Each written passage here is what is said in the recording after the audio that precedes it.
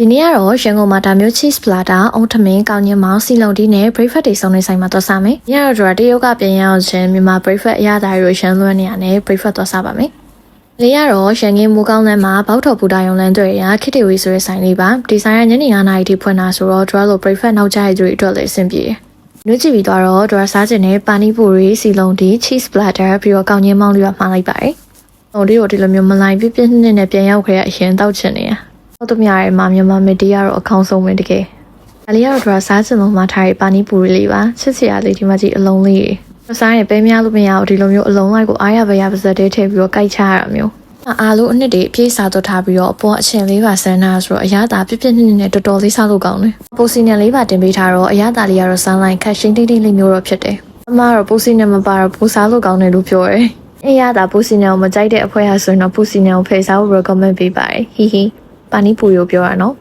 ဒါလေးကတော့ဒရမမှာထားတဲ့ cheese platter လေးပါသူကတော့ခုတ်ပြီးသားတောင်းထားတာဆိုတော့ခုတ်ပြီးသားတော့ cheese အများကြီးတော့သိဆွဲလို့မရပါဘူးအဲ့တော့ cheese platter ကို cheese တွေအများကြီးဆွဲပြချင်တာဆိုတော့ဆိုင်ကိုကြိုပြီးတော့မခုတ်ဖို့တော့မှာခဲ့ရ request လုပ်ထားပါတယ်ဆွဲချင်တော့ပူပူလေးလာချပေးခဲ့ရဆိုရမှာဆိုနည်းနည်းတော့လက်ကိုအပူခဲရမယ်နော်ဟိုတလောမန်လေးရ cheese platter နီ wheat ခွင်ပြပြစီအောင်လို့နာမည်ကြီးနေလို့အရင်စားချင်နေရအခုမှပဲရန်ကုန် cheese platter လေးစားလိုက်မှပဲစနေရီပြေးသွားတော့တယ်ဘာတွေစားနေရဆိုရင်လည်းအေးတော့အောင်စီလုံးတီကိုလည်းအေးတစ်ခွက်မှထားပါတယ်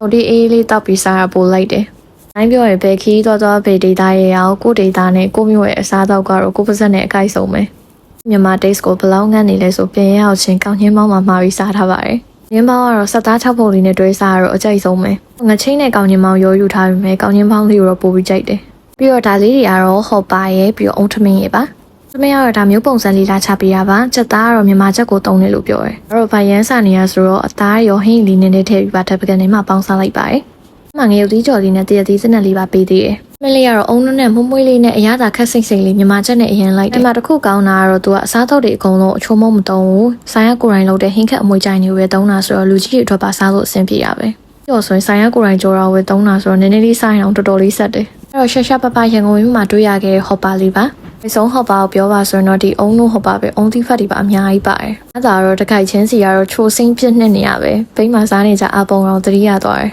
။ဘောကချီစဲကျုပ်ဟော့ပါလေးကြိုက်တယ်။အော်အရေးကြီးတာတစ်ခုရှိသေးရဲ့။ခေတ္တဝေးဆိုင်9နှစ်ပြည့်အနေနဲ့မေလ20ရက်နေ့ကနေဇွန်လ20ရက်နေ့ထိတလားတီဆိုင်ရအစားဆိုင်အကုန်လုံး 25% promotion ပေးသွားမှာဆိုတော့အရန်တက်နေပြီဆိုတော့မြန်မြန်လေးလာစားကြဖို့ဖိတ်ခေါ်ပါရနော်။ဆိုရင်တော့နောက်ဆိုရင်မှပြန်တွေ့ကြမယ်နော်။တတား